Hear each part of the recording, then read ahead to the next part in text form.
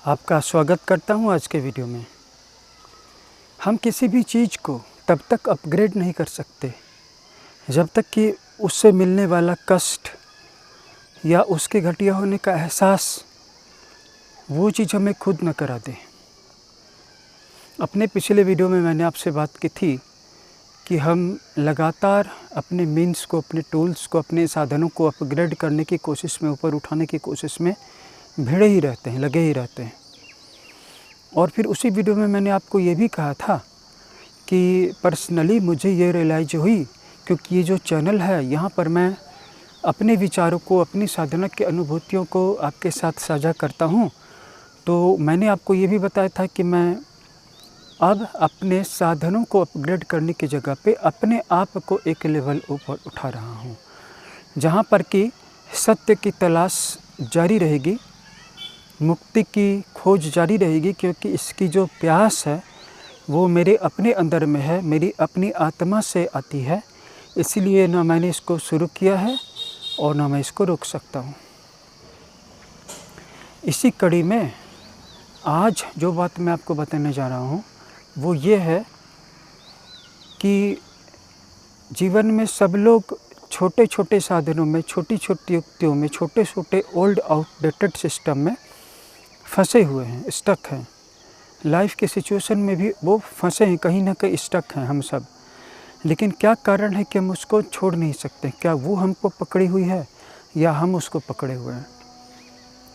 अगर वो हमें पकड़े हुए है तो छुड़ाना आसान है, और अगर हम ही उसको पकड़े हुए हैं तब तो इसको छुड़ाना बहुत मुश्किल है।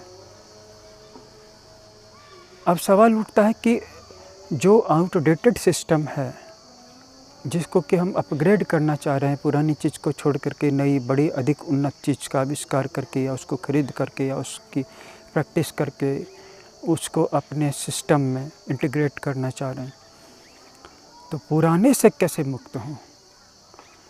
तो ये बात कहने में अच्छी लगती है, लेकिन जब तक हम में से प्रत्येक व्यक्ति उसके पास जो भी तुच्छ है और जो भी घटिया है, उससे मिलने वाली पीड़ा से और कष्ट से, दुखों से पूरी तरह से रोने नहीं लगे, पूरी तरह से पीड़ित नहीं हो जाए, तब तक वो उसको खुद छोड़ने नहीं जा रहा है।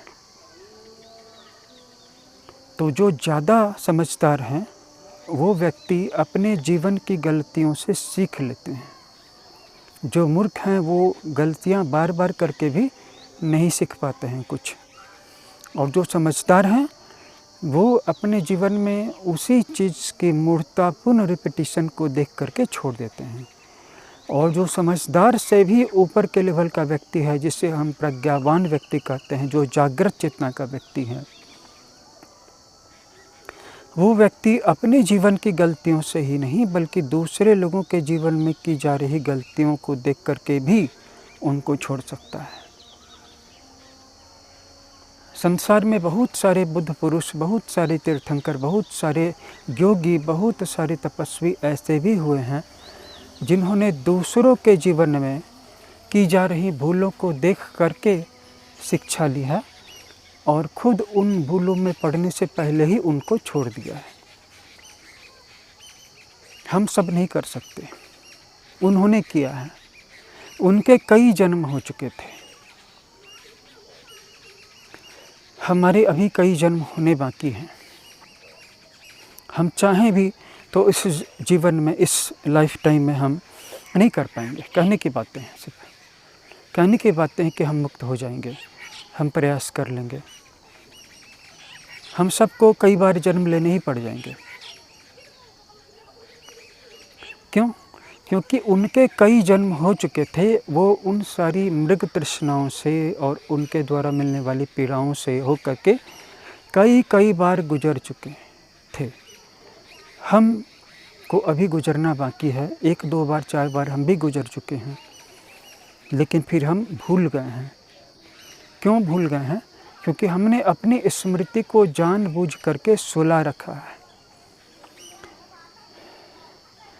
आप चाहे जीवन में जो कुछ भी करें, योगा करें, ध्यान करें, प्राणायाम करें, सत्संग करें, तीर्थ यात्रा करें, उपवास करें या सीधे तपस्या करें,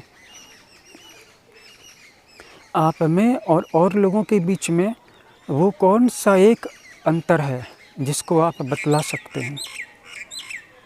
दुनिया में सारे लोग आप ही की तरह हैं, काम कर रहे हैं, प्रभु का ध्यान कर रहे हैं, मंदिर जा रहे हैं, जप कर रहे हैं, चालीसा का पाठ भी कर रहे हैं, आप भी कर रहे हैं या कर चुके हैं। तो उनमें और आप में क्या अंतर है? आप इसको कैसे रेखांकित कीजिएगा, कैसे डिस्टिंग्विश कीजिएगा अपने आप को? मैं बताता हूँ। आप जागृत हैं, वो सोए हुए हैं। उनके जीवन की सारी तपस्या का मकसद बस एक ही है कि जीवन के सारे दुख दूर हो जाए और एक ऐसा समय आ जाए जब केवल सुख ही सुख बचा रहे। ऐसा कभी पॉसिबल नहीं है। हाँ, सुख आ जाएगा लेकिन दुख भी आता रहेगा। आप इस फर्क को समझ गए हैं कि मैं कुछ भी क्यों न कर लूँ, हो सकता है कि मैं थोड़े से ज़्यादा सुख प्राप्त कर लूँ, कुछ दुखों को कम कर दूँ, लेकिन फिर भी दुख तो आता रहेगा। वो सोए हुए हैं, थोड़ा सा सुख मिलने के बाद वो सो जाते हैं। उनके शरीरों को नींद की ज़रूरत है, उनके मन को चैन की ज़रूरत है, उनकी आत्मा को सुकून और चैन चाहिए। और आप अपने आप को अपग्रेड कर चुके हैं, आपने अपनी सोच बदल ली है। न तो अब आपके शरीर को नींद चाहिए, न मन को सुकून चाहिए और न आत्मा को चैन चाहिए, क्योंकि ये सारी चीज़ें बहुत गहरा छलावा हैं। ये व्यक्ति को सुला देती हैं, चेतना सो जाती है। तो उनमें और आप में बस एक ही अंतर है और ये अंतर मैटर करता है। आपकी चेतना जागृत है, आप होश से भरे हुए हो, वो बेहोश हैं। उनके जीवन में भी संकट आएंगे, आपके जीवन में भी आएंगे। वो तूफान में उड़ जाएंगे पत्ते की तरह, आप नहीं उड़ेंगे, क्योंकि आपको पता था कि तूफान तो आएगा, कभी बता कर आएगा, कभी नहीं बता कर आएगा। ऐसे दुख भी आएंगे जिनके लिए आपके पास पूर्व तैयारी होगी, ऐसे दुख भी आएंगे जिनके लिए आपके पास कोई पूर्व तैयारी नहीं होगी, क्योंकि कोई पूर्व ज्ञान ही नहीं होगा। जाग जाइए, मैं अभी भी कह रहा हूँ कि जाग जाइए, यही एक मैसेज है। कुछ तो ऐसे दुख आएंगे जिनका आपके पास उपाय होगा, कुछ ऐसे दुख आएंगे जिनका आपके पास उपाय नहीं होगा, लेकिन कहीं ना कहीं आप अभी उपायों की खोज कर रहे हैं। आप सरेंडर नहीं कर रहे हैं, आप मिटने और मरने के लिए तैयार नहीं हैं, जबकि आप अभी जानते हैं इस चीज़ को कि कितनी बार कितने जन्मों में हम सब मर चुके हैं, मिट चुके हैं, बर्बाद भी हो चुके हैं। लेकिन आप इस बात का फिर से प्रतिरोध कर रहे हैं, आप इसको स्वीकार नहीं करना चाहते हैं। आप उतारू हैं कि इस बार तो मैं बदल ही लूँगा। जो पूर्ण जागृत चेतना वाला प्रज्ञावान व्यक्ति है, वो अपनी सारी ऊर्जा को बचा लेता है, वह किसी भी परिस्थिति को बदलने की कोशिश नहीं करता है।